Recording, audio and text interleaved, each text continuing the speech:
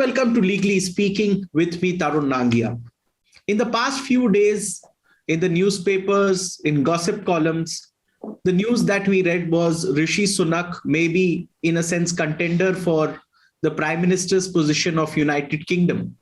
And a question in my mind came that people of Indian descent, or a lot of Indians in various fields, have made their mark in UK. It's whether it be in the field of business, whether it be in politics, whether it be in the field of medicine. You see Indians, in a sense, having achieved eminent positions in United Kingdom. A recent phenomena, if I may say so, is in the field of law. We've had many people who have chosen to fly down from India and go to UK and practice law there. Many more have become door tenants. Case in point, as today, the latest one to have become a senior associate at Fort Pumpkund is Justice Arjun Kumar Sikri. He has become an associate member at Fort Pump Court in UK. This happened 2 days ago. So you see many people are, in a sense, choosing to go to United Kingdom. And that is why we will discuss that whether the Indian diaspora has come into its own, even in the legal fraternity. And is that day not far when we have a lot more Indian lawyers in UK, a lot more lawyers preferring to settle there also? To discuss this very important issue, I have with me an eminent panel. May I welcome Senior Advocate Parag Tripathi. He served as the Additional Solicitor General of India, who joins me. I have also Senior Advocate Gaurav Banerjee, who joins me for the first time on this kind of a panel. If I may introduce him, he is the son of an illustrious father who, in a sense, was also a son of an illustrious father. His grandfather was an ICS officer, was awarded the Order of the British Empire, was a finance secretary of Bengal in the British rule era. Afterwards, he also served as a civil servant in what was then independent India, and also served as the governor of Haryana. And his father, Milan Kumar Banerjee, as we all know, served as the Attorney General of India. And he himself has served as the Additional Solicitor General. He is also very well known as an arbitrator. Welcome, Mr. Banerjee, to Legally Speaking. Mr. Ryan Karanjawala is a familiar face on the show. He's the managing partner of India's leading litigation law firm, the Karanjawala and Company. Welcome once again on Legally Speaking. Now, to lay the ground of what this issue is and how do we, in a sense, are seeing this, may I request Mr. Karanjawala from the solicitor's end to explain that why this trend, which we see in the past few years? So, Tarun, the first thing to remember is when we talk of the Indian diaspora, in numerical terms, there are more people in the Indian diaspora spread mostly towards the Emirates, Saudi Arabia, and the US. But when we really speak of the Indian diaspora, meaning an impactful diaspora, then we speak of England.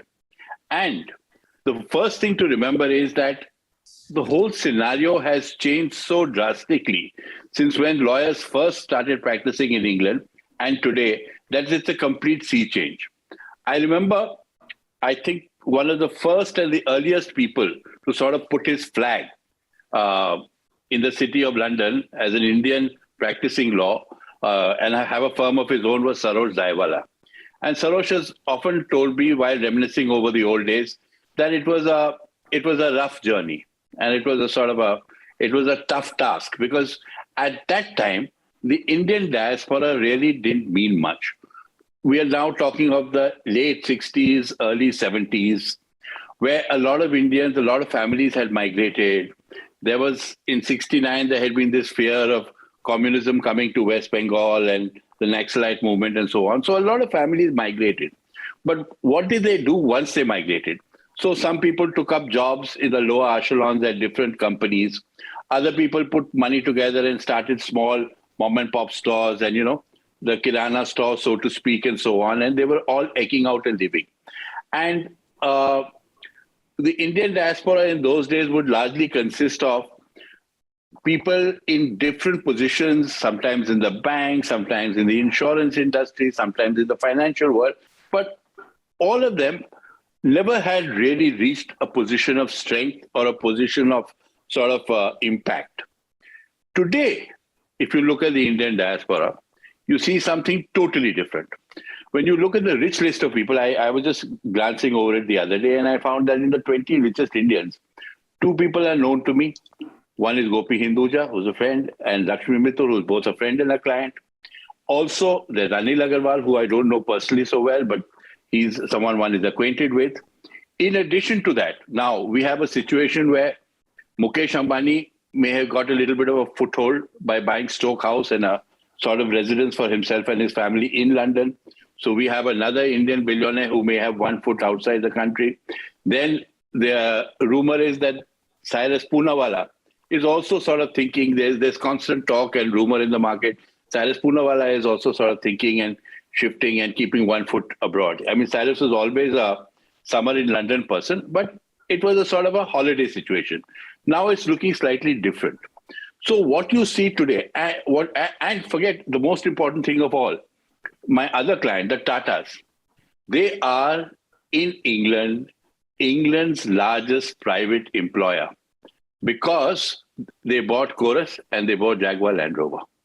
As a result of that, after having bought both of those, they have suddenly become the company that provides the largest amount of employment in England in the private sector.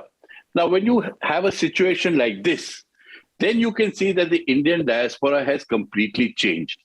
And this is what has prompted people, I feel, apart from the fact that they obviously like going there, people like at the top of our profession, Harish Salve, Gopal Subramaniam, to go and sort of virtually become NRIs, spend 6 months and now more than 6 months in the year abroad, eke out for themselves a practice which is substantially a practice which is outside the shores of India. And the only reason they can do it is because today, if you have the Indian diaspora backing you, then you really have the cream work. Because I just enumerated the companies that these people own. Apart from that, the other day someone was telling me, if you look at a situation where you look at the commercial causes court of the London commercial causes, you will find that in almost 50% of them, at least on one side or the other, there'll be a non-English company. Now, those are the avenues that are today available to Indians who go and practice in order to get for themselves a good practice.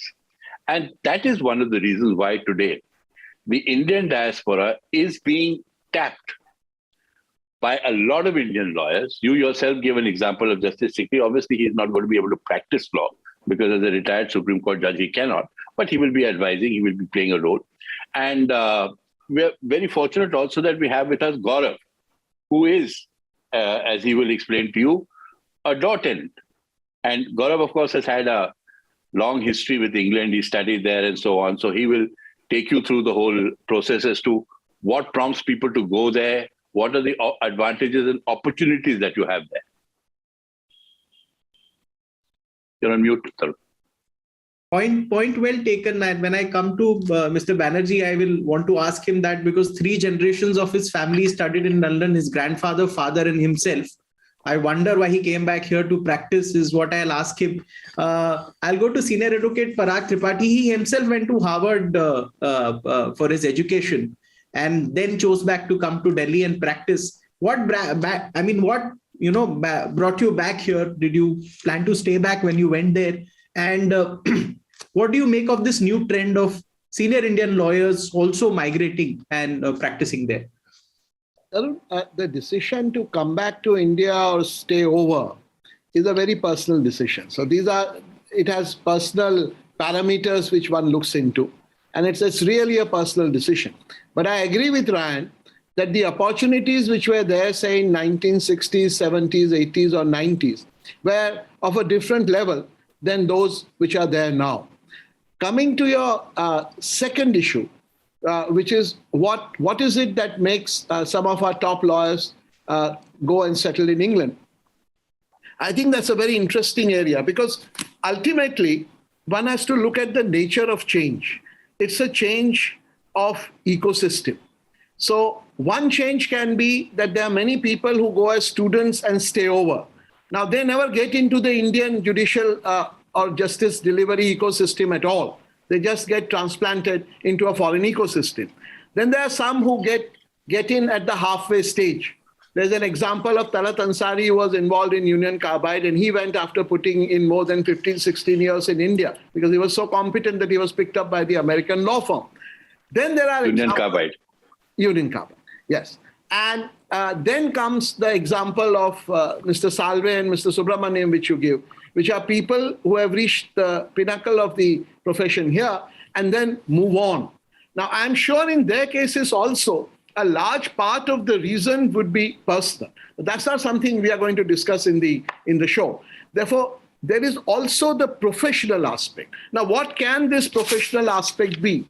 The professional aspect is, one is the desire perhaps for new challenges, new if I may use the expression, the new ecosystem where you want to make your mark again. It's a desire to excel. So that can be one part, the newer challenges which you face. The other is the lifestyle issues, because the work-life balance in England is very different from work-life balance in India. The lifestyle, or if I may use the expression QOL, quality of life, is different. According to many people, far superior. According to others, not so, but definitely different. It's a different lifestyle, starting from the quality of the air you breathe. You remember there was that famous quip of an English law lord when they were trying to free a slave who was docked in the wharf in a ship, saying he was asked, what is the law by which you can set it free? So he said, the air of England is too pure for a slave to breathe. It's another thing he was set in free and then sent back to slavery elsewhere. But that's not the point. So the point is that this is a complex set of issues. But again, when you settle in England or go to England after reaching a level of excellence in India, there are three ways perhaps in which you can do your practice or professional life, and maybe you do all of them. One is to focus entirely in English law and English courts. That is, live a life purely as a QC in England. That's one way of doing it. It's not necessary to do that. The other is to have a mix of both, the best of both worlds. Do your English commercial law practice, do your international arbitrations of a level which perhaps one can't do here, and also do Indian law and Indian courts. And there, I think, presently, with this new system of video conferencing and video way of court appearances, it is a facilitator. And maybe that's the way it will work in the future. Why not? That's the way it should be. So that wherever you're placed, you can participate equally in Indian courts, in arbitrations, and elsewhere. So this is a very complex and an interesting area where there are so many things which go into that equation, which helps a person decide that would he like to move on and try something new in the same lifetime. Now, there are two elements to this question. A, they wanting to go to UK, and secondly, there being a lot of work in UK for them, which, as Mr. Karanjawala pointed out, he attributes to the fact that Indians have become like one of the biggest employers, and a lot of Indian businessmen, even second generation, doing very well in every kind of, be it the food business, be it the liquor business. There are many businesses where Indians are actually, in the sense, at the top heap. Now, I have a different question to ask Mr. Banerjee. Now, 3 generations of your family started in London, as I said, your grandfather, your father, and you. And when you see this trend that, okay, you came back and you are working here, and now people who spend a lifetime in India are choosing to go to UK. What do you make of this? And what do you feel when you see that, okay, these guys who you never thought, they were fixtures in the Delhi top circuit of lawyers, and they suddenly migrate? What do you make of this trend? So thank you, Tarun, for inviting me onto your show. And let me pick up from what Ryan has mentioned and what Parag has mentioned. 2 or 3 points. One is the situation today obviously is very different from the 80s or the 90s. Secondly, as Parag says, it's a very personal decision as to what you want to do. And, really the question is to understand And therefore, I should put it in a more personal manner as to how this has worked so far I'm concerned. You mentioned my family, etc. Yes, it is true that 3 generations of us were at Cambridge. My mother was also there. My brother was also there. But that's history. Let's go back a little in time, and you can judge the situation then. So I graduated from Cambridge in 1989. I studied for the bar, became a barrister in 1990. I had my 24 dinners, and I was ready to practice in England. And the fact of the matter was that in 1990, there was a glass ceiling. And I was perhaps the only non-white barrister who was a pupil in any of the top commercial sets. And I was offered a place, which I thought I should not take, because in fact, in 1990, the opportunities in India were much better. I mean, that was the reality, or that's what I thought. So now fast track to another 10, 15 years or 20 years down the line, the situation is very different. So to explain now what the difference is, if you study the system in England, you have barristers who have barristers' chambers, you have solicitors who have law firms. Typically, barristers, usually, traditionally, Old Boys Club, Oxbridge, etc. Law firms, much more dynamic, much more, business oriented. But times change. So if you look at the barristers' chambers, just as in India, there are 5 top commercial sets in London called the Magic Circle. Essex Court Chambers, which is my set, which is an arbitration set. 1 Essex, Brick Court, Fountain Court, and Blackstone. These are by and large known as the top 5 commercial sets. Obviously, now the work there has changed. A lot of the work has some sort of Indian connection. Particularly international arbitration, my set, Essex Court Chambers, has a lot of international arbitration. I had friends there who were friends from university. I had friends who were, I was into arbitration in a big way even before all this. And in 2014, I saw that Harish Salve had joined Blackstone. In fact, the story there is we were on opposing sides of an arbitration, which is the SR arbitration. He was for SR, I was for United India. He was being briefed by Blackstone. He joined Blackstone. I was being briefed by people from Essex Court Chambers and other sets, and ultimately I joined Essex. That's how it happened. So obviously the work there is quite exciting, and I think another point that Parag makes, it depends on at the level at which you get it. There are people from India now getting at really the basic level who are becoming barristers just now, and they're getting places in some of these sets. Somebody I know quite well joined Brick Court Chambers recently. Chintan Chandrachud joined Brick Court Chambers. Then people come in at a reasonably senior level. For instance, I came in after I was ESG and I was already a senior advocate. Then there are people joining who are retired judges. They want to be arbitrators. So obviously the work is there, and each has an individual reason to join. So that's where we are at present. May I ask you a follow-up question? When you became a member at the Essex Chambers, or a door tenant, so to say, do you see yourself going and working there more and more, or is it something that you just did? I mean, there is no application of mind there in that sense. So there was some application of mind, not a great deal, but there was some application of mind.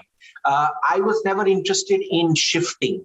I think shifting lock, stock, and barrel, then you should not be a door tenant. Then, like Harish Salve or some of the others, then you should be a full-fledged member of Chambers, and you have your clerk and you have your setup there. But since I was doing a lot of arbitration, and Essex Court Chambers gave me that opportunity, door tenant is a halfway house. You're an overseas associate, you're a member of the Chambers, but you're not a full-fledged member in the sense that you don't pay the full chamber fee. You get all the facilities, you don't get a room. I don't need a room. I mean, I go there, used to go there 3 or 4 times a year. You do your arbitration. It's a collegiate sort of situation.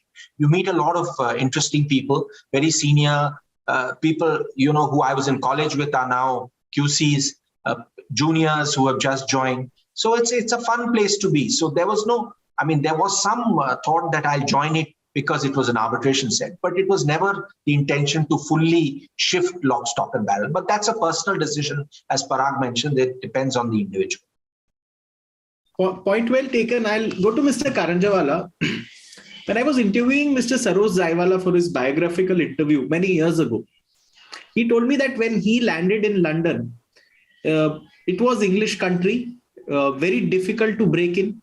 And the attitudes of Englishmen were different. They are largely much changed now, is what he told me over the years. You run a very successful law firm, and you may be understanding how difficult it is to generate business.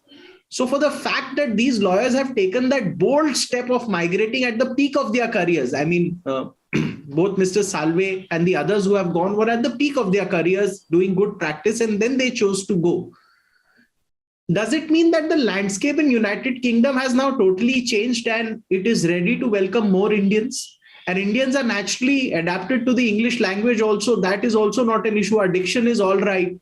I mean, communication as such is not an issue with Indians, but the issue of acceptability, which was an issue maybe even 2 decades ago, is history now. Do you think that time has come, or are we pontificating too much on a few people going? So you're absolutely right that when Saroj went there, he was basically an Indian in what was known as a white man's territory. And obviously, therefore, as he himself has said, and he must have told you in his interview, it was a bit of a rough ride for him. It was a tough journey, as he put it to me. And the reason is that in those days, there were very few. See, normally what happens is that you get supported by people from your own community who have more faith in you than people from an outside community. That's, I mean, and these are things which are fairly normal. I mean, there used to be always this feeling, even in the Bombay bar in the old days, that the Gujaratis would brief the Gujaratis more and the Parsis would brief the Parsis more. And since there were many more successful Parsi solicitors, therefore there were many more successful Parsi counsel. This is always a feeling that people have. And there's no way you can get out of it because this is human nature. So Saroj went, to put it mildly, too early.